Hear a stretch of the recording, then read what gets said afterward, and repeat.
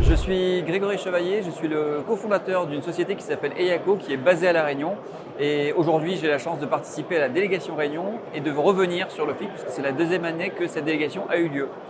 Cette délégation, elle est organisée par la région Réunion et un consortium d'autres entreprises, comme Cyber Réunion, qui est la marque réunionnaise du CCIRT régional.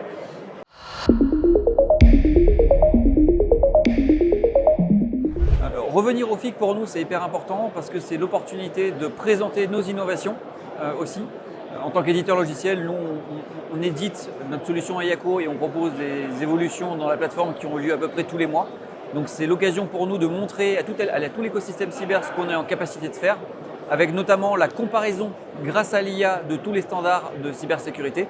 Vous n'êtes pas sans savoir qu'il y a un nouveau standard qui a été publié par l'ANSSI qu'on appelle le RECIF, qui est la transcription de la directive NIS 2 européenne.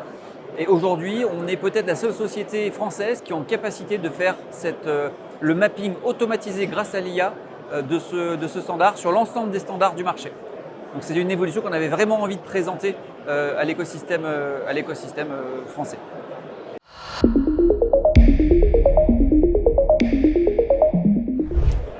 Je pense que c'est important pour la région Réunion de montrer à tout l'écosystème français tout ce qu'on est en capacité de faire. On a vraiment un savoir-faire local qu'on essaye de rendre à l'échelle nationale mais aussi internationale.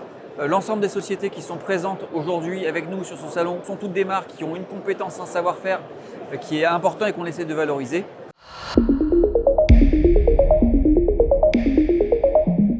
Je pense que la thématique de l'indépendance numérique, c'est une thématique extrêmement importante, notamment au regard de la géopolitique actuelle, avec des tensions entre les différents pays qui se font de plus en plus fortes et avec des menaces économiques qui sont aussi de plus en plus élevées. Donc c'est important que la France puisse se doter de tout l'arsenal de compétences et d'outils lui permettant de répondre à ces enjeux de cybersécurité, que ce soit sur le plan des services, des outils et aussi des compétences humaines.